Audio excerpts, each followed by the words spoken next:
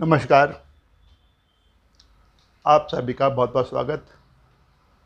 आज का हमारा विषय है शनि की साढ़े साती। मतलब आपके जीवन में 7.5 साल शनि नीच राशि में रहेगा, अशुभ फल देगा। हम अपनी हथेली पर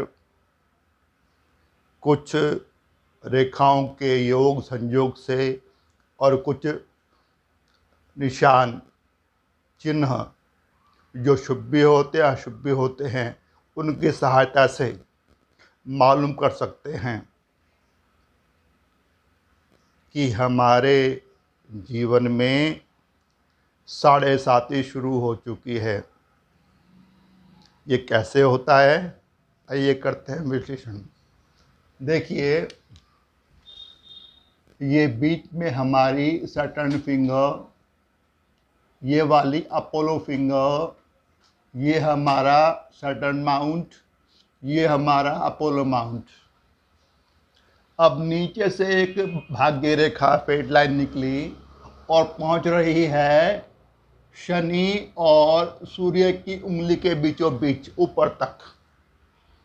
इसका मतलब होता है कि जातक आर्थिक अड़चनों का सामना कर रहा है,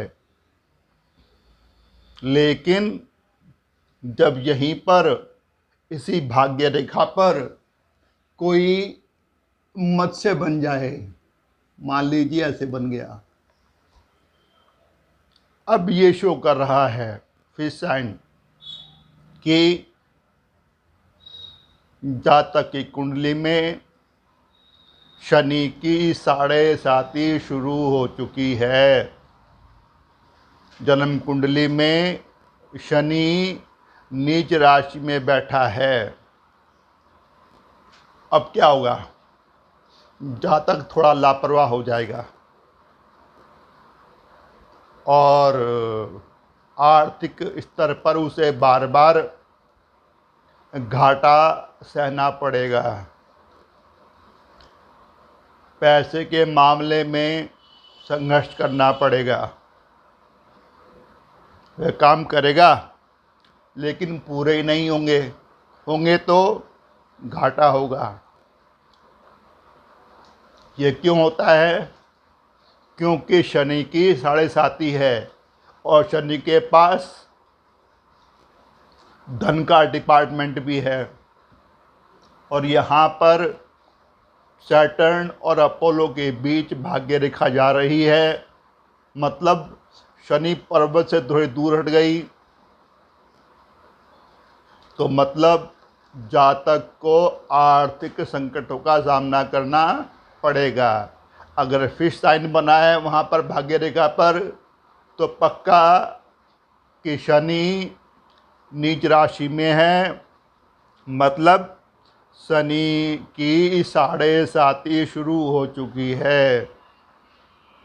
जातक के पास बहुत सारे प्रोजेक्ट होंगे, लेकिन सब लंबित पेंडिंग में पड़े होंगे।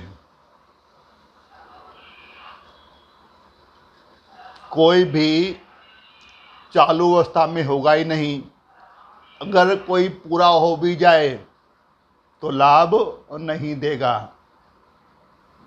कम से कम इन 7.5 साल में। अब क्या किया जाए? ये तो पक्का हो गया कि शनि ग्रह बीमार है, पीड़ित है, निम्न राशि में है। तो अब 7.5 साल का समय काफ़ी लंबा होता है।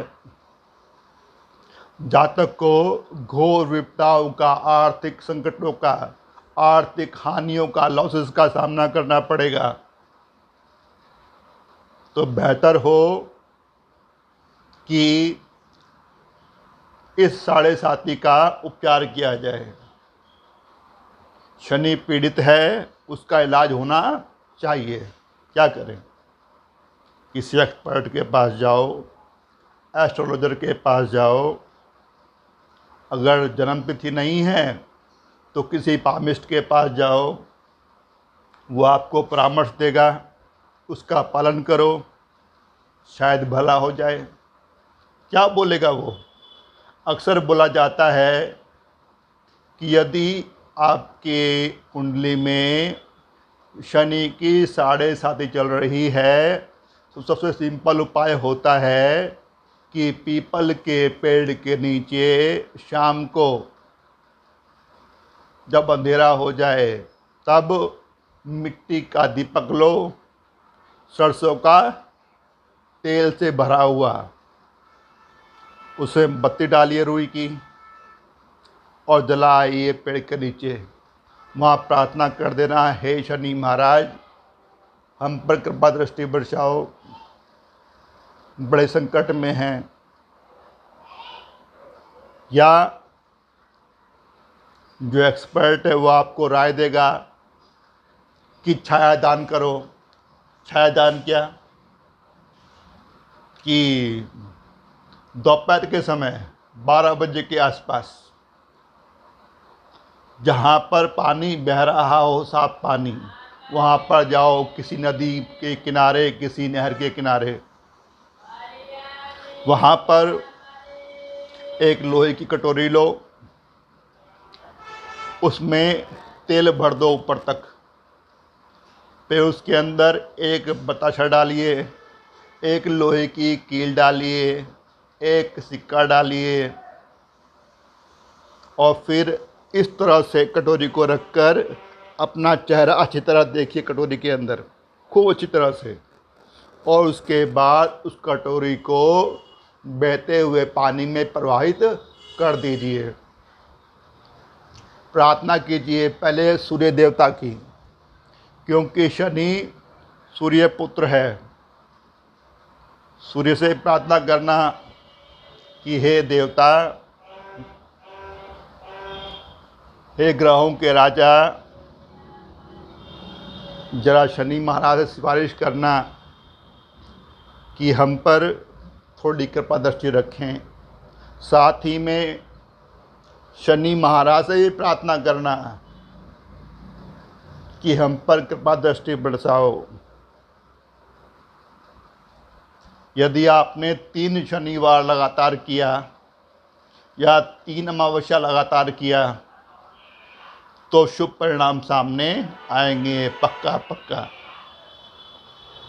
और भी बहुत सारे उपाय हैं, आसान भी हैं और परिणाम भी बहुत ही अनुकूल।